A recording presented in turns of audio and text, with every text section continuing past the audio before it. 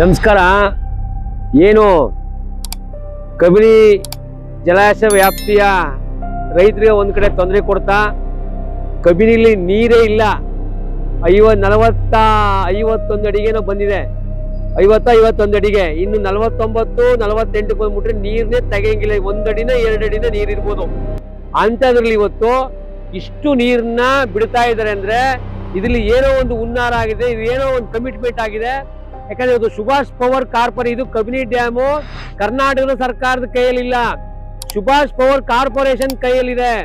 ಅವನಿಗೋಸ್ಕರ ಇಷ್ಟು ನೀರನ್ನ ಬಿಟ್ಟು ಒಳಗೆ ಹೆಚ್ಚು ಕಮ್ಮಿ 700 800 ಕ್ಯೂಸೆಕ್ಸ್ ನೀರು ಹೋಗ್ತಾ ಇದೆ.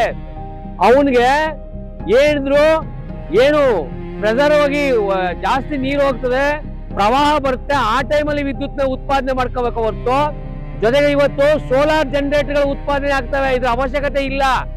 ಯಾವನ ಒಬ್ಬ ತಮಿಳುನಾಡು ಕಂಪ್ನಿ, ಅವನಿಗೆ ಅಲ್ಲಿ ಕೆಲಸ ಮಾಡೋರೆಲ್ಲ ತಮಿಳುನಾಡಿನವ್ರೆ, ಕನ್ನಡದವ್ರು ಯಾರು ಇಲ್ಲ.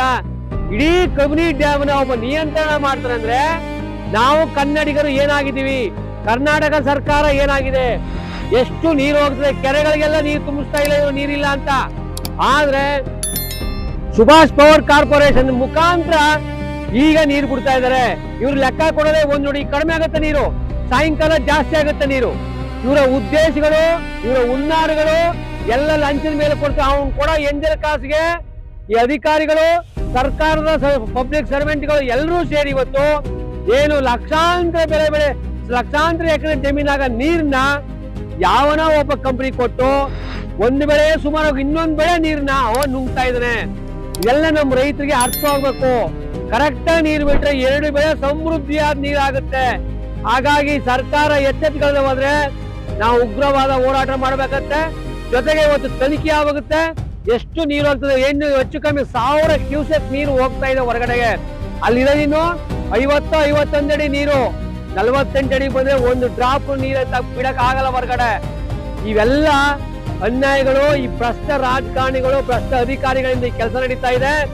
ತಕ್ಷಣ ಸರ್ಕಾರ ಎಚ್ಚೆತ್ಕೊಳ್ಳದೆ ಹೋದ್ರೆ ರೈತರು ನಾವ್ ಎಚ್ಚೆತ್ಕೋಬೇಕು. ಈ ವರ್ಷ ಮಳೆ ಬರಲ್ಲ, ಕುಡಿಯೋ ನೀರಿಗೂ ತೊಂದರೆ ಆಗುತ್ತೆ. ಹಾಗಾಗಿ ನಾವು ರೈತರು ಯೋಚನೆ ಮಾಡದೆ ಹೋದ್ರೆ, ಇವ್ರ ವಿರುದ್ಧ ಸಂಘರ್ಷಕ್ಕೆ ನಾವು ಇಳಿದೆ ಹೋದ್ರೆ ನಮ್ಮ ಸಮಾಧಿಗೆ ನಾವೇ ತೆಗಿಬೇಕಾಗುತ್ತೆ. ಹಾಗಾಗಿ ಎಲ್ಲರೂ ಹೋರಾಟಕ್ಕಿಳಿರಿ.